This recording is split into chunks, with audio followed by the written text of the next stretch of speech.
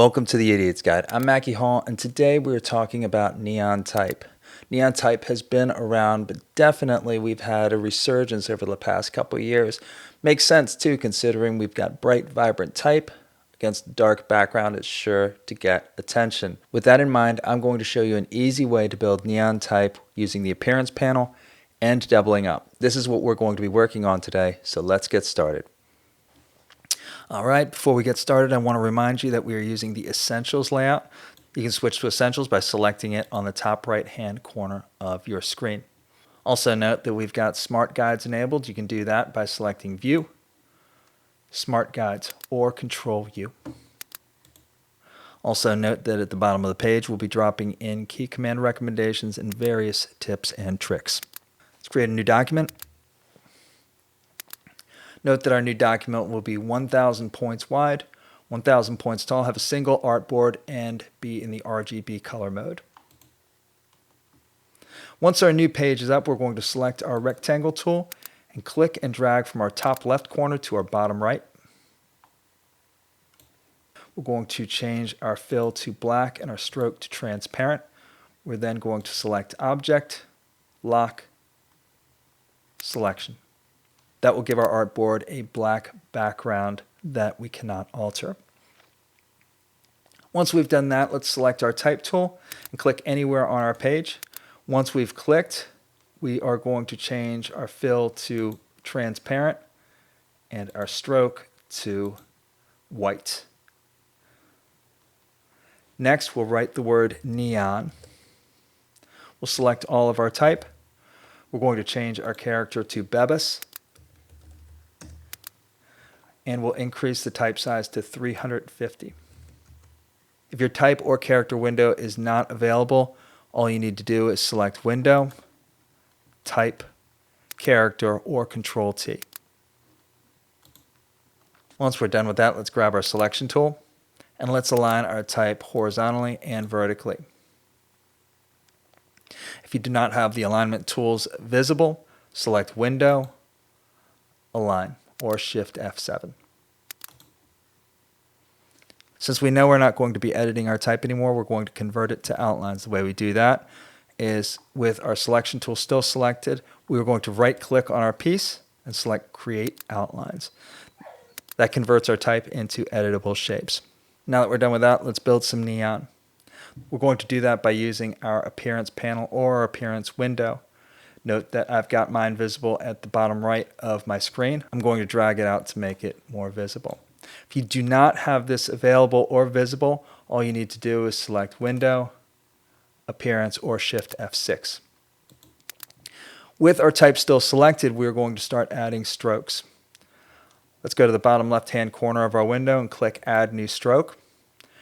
We're going to click once and select white for our stroke color, and then we're going to increase our stroke width to 4 points. Once we're done with that, we're going to click on our stroke, and we're going to select Round Cap and Round Corner. Next thing we're going to do is we're going to add another stroke. This time around, we'll select our stroke color by double-clicking, and we'll select our brightest and most visible pink. Note that anytime we create a new stroke, it carries the properties of the most previously made stroke. With that in mind, let's add 4 more strokes beneath it. We're going to do that by again clicking on Add New Stroke on the bottom left-hand corner of our appearance window. Once set with that, let's start doubling it up. With our topmost pink stroke selected, we are going to select Effects, Blur, Gaussian Blur. And we're going to set our blur radius to 2 pixels or half of whatever our original stroke was. Click OK. Next thing we'll do is we'll select our second stroke, and we'll do the same thing. We'll select Effects, Blur, Gaussian Blur. This time we're going to double that blur radius to 4. Next we'll go to the stroke directly beneath that. Again select Effects, Blur, Gaussian Blur, and we'll again double our radius to 8. For the next one, we'll double our radius to 16, and then for our bottommost stroke, we'll double our radius once again to 32.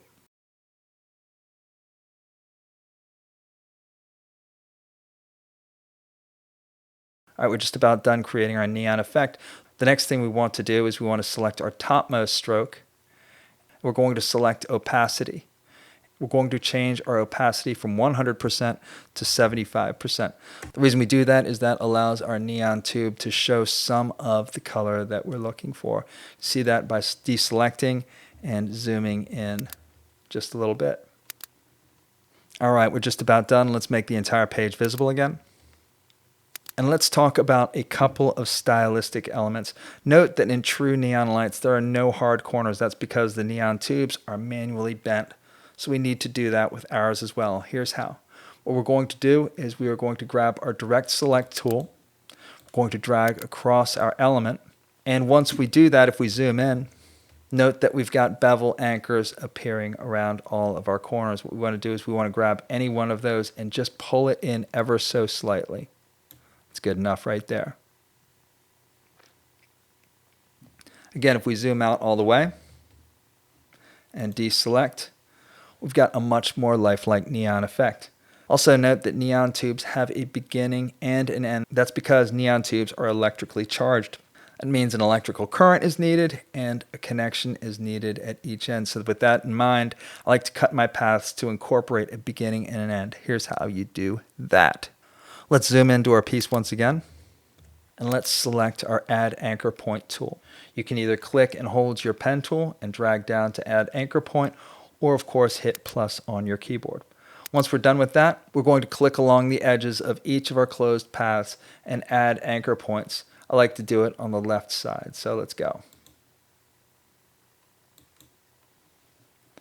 Once we've created 2 anchor points, we grab our direct select tool, select the line between our anchor points, and delete. Let's do that for the rest of our characters.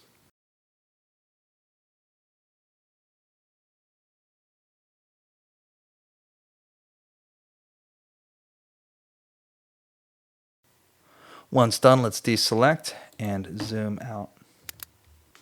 And we are all done. All right, one more note before we wrap things up. When I've taught this in the past, I've been asked why I apply so much Gaussian blur.